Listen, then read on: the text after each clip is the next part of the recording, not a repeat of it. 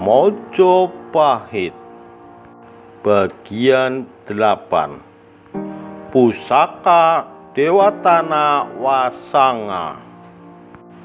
Mengapa hatiku berdegup kencang mendengar semua wejangan ini? Perasaan ini begitu kuat dan nyata mengisi relung hatiku.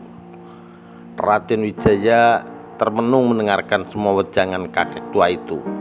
Sederhana namun menyentuh sanubari. Semilir angin malam berhembus mengisi ruang kosong di gubuk sederhana itu.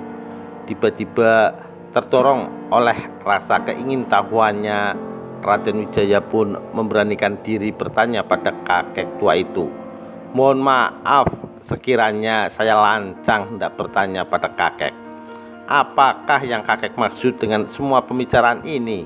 tanya Raden Wijaya. Lalu kakek tua itu menjawab, "Pejamkan matamu sejenak dan bukalah ketika aku menyuruhmu membuka matamu." Tanpa banyak berkata, Raden Wijaya pun melakukan apa yang diminta oleh kakek tua tersebut. Lalu tak lama kemudian kakek tua itu berkata, "Nah, sekarang bukalah matamu, cucuku." Kemudian Raden Wijaya membuka matanya dan seketika terperanjatlah ia saat melihat sosok yang ada di hadapannya kini. Dengan terbata-bata Raden Wijaya berkata, "Ampuni hamba Dewata Agung. Hamba tidak mengetahui jika ini adalah Dewata Agung sendiri." Ternyata sosok yang ada di hadapannya tak lagi seorang kakek tua yang lemah, namun sosok itu ternyata adalah Batara Wisnu. "Tidak perlu sungkan, wahai cucuku. Ketahuilah, aku di sini sedang mengujimu," kata Batara Wisnu pada Raden Wijaya.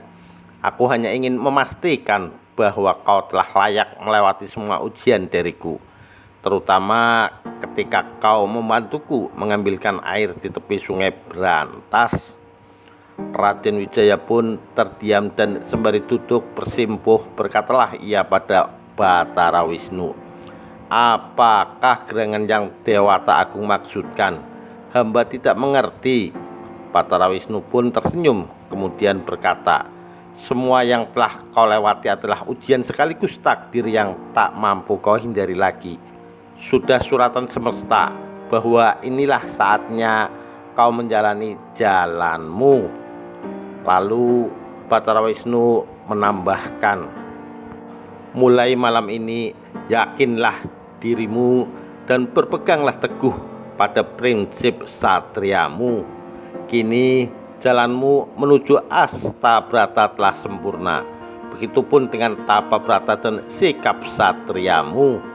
Raden Wijaya termenung dan kemudian berkata, "Jika memang sudah takdir semesta begitu, hamba dengan senang hati akan menjalani dengan kepasrahan pada kehendak Dewata Agung." Kemudian Batara Wisnu pun undur diri sembari memberikan sebuah pusaka Surya Dewatana Wasanga dan berkata, "Jagalah pusaka ini baik-baik, dan kelak pusaka ini yang akan menjadi lambang jayanya Nusantara."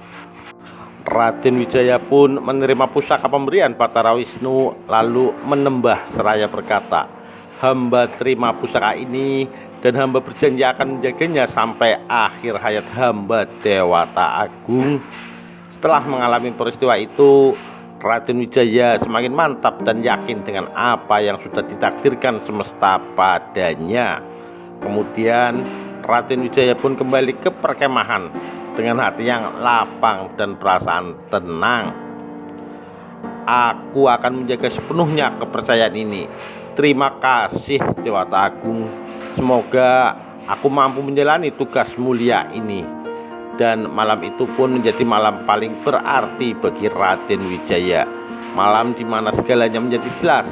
Ternyata restu Dewata Agung telah didapatnya. Dan ini menjadi tugas baru baginya sekaligus tugas berat yang akan diembannya. Sebuah keyakinan telah terpatri di lubuk hatinya. "Semesta telah mempercayakan Nusantara padaku. Kan kubuktikan suatu hari nanti cita-cita luhur Singosari dalam mempersatukan Nusantara.